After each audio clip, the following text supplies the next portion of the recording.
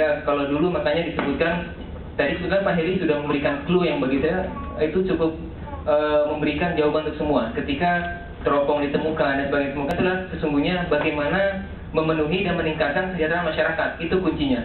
Ketika ahli ekonomi Islam, kemudian bank-bank Islam dengan tadi istilah saya sebutkan kesentil juga ketika secara pragmatis sesungguhnya hanya untuk menunjukkan eksistensi kita di era globalisasi ini. Saya pribadi sesungguhnya agak kesenggol dikit Pak Heri, gitu ya. Dan insya Allah kita artinya memperbarui niat untuk terus selalu memperbarui niat, ya, karena perjuangan ini bukan perjuangan ekonomi semata-mata, tetapi perjuangan dakwah Islamiyah yang tidak bisa diukur dengan usia manusia. Maka kita bisa lihat bagaimana Rasulullah menumbuhkan akar-akarnya yang kemudian baru bisa dirasakan pada 100 tahun setelah meninggalnya Rasulullah. Artinya di situ dimulai peradaban yang bisa kita bilang zaman keemasan Islam, ya, Umayyah, Abbasiyah, Fatimiyah, Saljuk dan segala macam. Jadi itu mungkin komentar saya.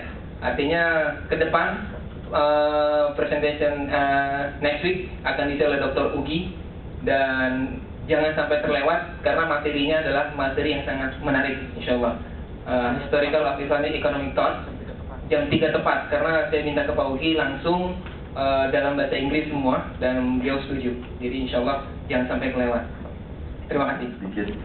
Jadi saya teringat dengan perkataan dari Bang Igi Asin ketika kajian Masyarakat Ekonomi Syariah, pengajian bulanan.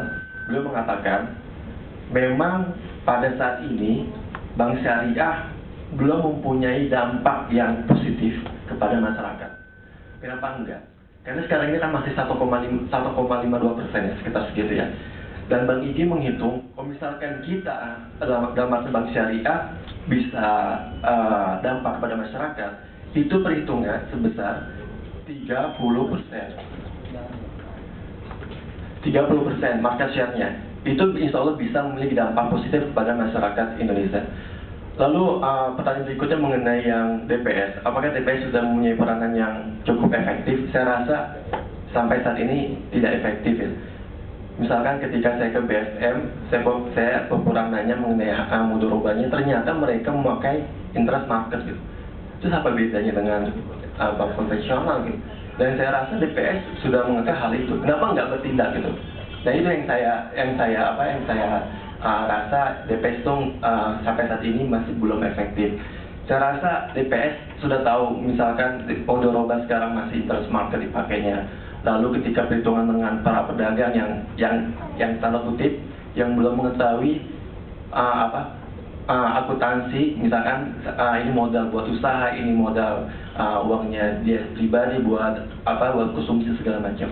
Jadi saya rasa DPS sekarang emang masih belum efektif, apalagi ditambah DPS sekarang kan masih banyak yang loncat-loncat, ya. Misalnya satu orang bisa bermacam-macam DPS segala macam. Jadi saya rasa belum efektif. Lalu untuk Bank Syariah, saya rasa yang ketika saya lihat di ini, ya, di detik.com, ketika wawancara dengan Sigit Purnomo, Direktur Utama BNI. Jadi saya rasa teman-teman semua jangan terlalu berpikir mengenai Bank Syariah, karena beliau, Pak Sigit Purnomo, akan memproyeksikan ke depannya bank itu market itu akan semakin menurun, gitu, makin semakin menurun, dan akan timbul, ya, pembiayaan, lalu capital market dan segala macam. Jadi saya rasa diskusi yang bagus ini alangkah baiknya jangan hanya membicarakan mengenai bank syariah, bank. Memang bahasa Indonesia kan terlalu bank oriented, kan, dikit bank. Coba kita lebih luas, misalkan mengenai capital market, lalu insurance dan lain sebagainya, dan itu akan prospek buat kedepannya, insya Allah. Ini terakhir, ya, mungkin dari Mas Pinal ini for the last comment, I think, and Mr. Hari should. Kita sudah mulai masuk ke hal seperti paradoks, gitu. Dimana di negara kita sendiri juga banyak sekali paradoks, dimana yang pertama katanya kita sudah masuk ke kesejahteraan, tapi mengapa kok masih banyak yang miskin seperti itu. Kemudian paradoks mengenai perkembangan zaman, katanya kita kemajuan tapi mengapa banyak ketertinggalan pendidikan dan sebagainya. tadi coba diungkapkan masalah paradoks ekonomi Islam gitu ya. Bagaimana ekonomi Islam semakin berkembang, tapi mengapa masih banyak juga tidak dapat membantu kemiskinan, mengatasi keterbelakangan. Ya mungkin yang ingin saya tanyakan, bagaimana kita, maksudnya bagaimana kita bisa menjembatani itu semua, gitu. Paradoks-paradoks yang mulai kita hadapi sekarang, itu bagaimana menyelesaikannya seperti itu. Dan apakah ini juga dialami pada zaman-zaman ekonomi Islam mulai diperkenalkan pada, atau digunakan pada zaman Rasulullah, Khulafaur Rasyidin dan sebagainya, gitu. Itu yang mungkin saya coba tanyakan, dan mungkin karena keterbatasan ilmu juga, saya tidak tahu juga apakah pada zaman itu juga banyak muncul hal seperti ini, gitu kan? Ya, itu saja. Kira-kira ada nggak di zaman Rasulullah itu?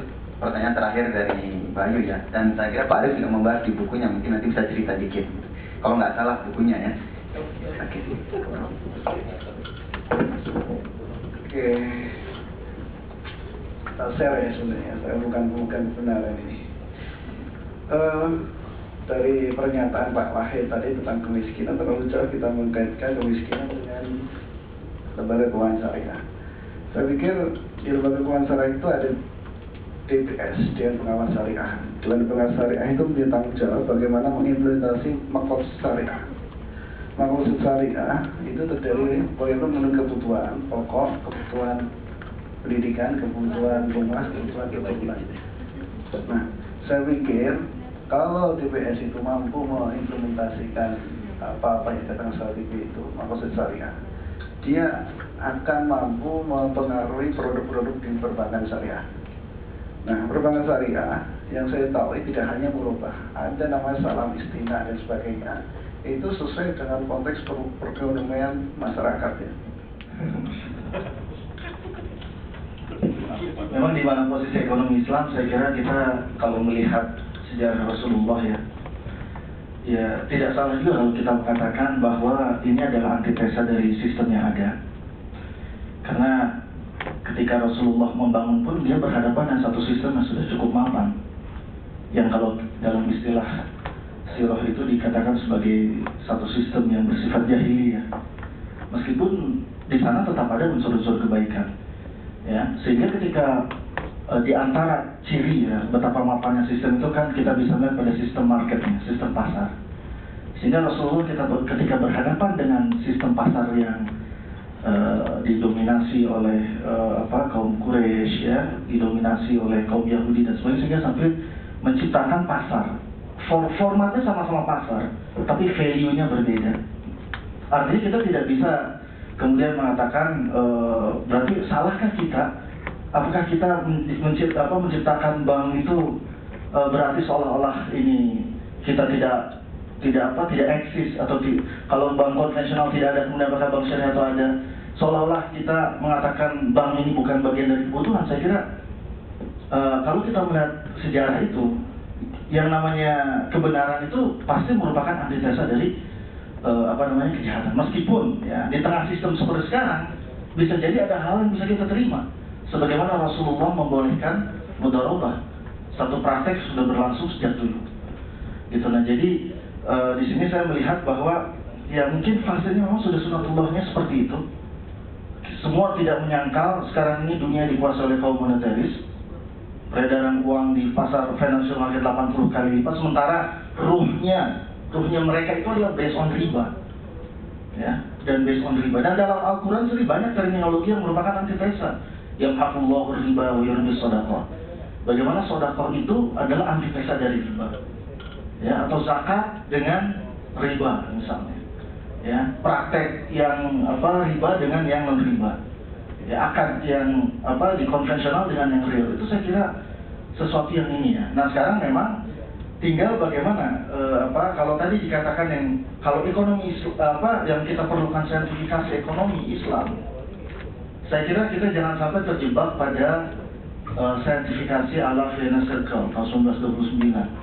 Yang dikatakan sertifikasi adalah sesuatu yang must be observable, that can be proven, ya kan? Dari situ yang seperti itu. Padahal kan kalau kita melihat, apakah kapitalis itu Islam sistemnya? Kan tidak juga. Ada kebaikan di sana betul, tapi ruhnya berbeda jelas. Ya, Makanya di sini ya makanya saya berharap kita perlu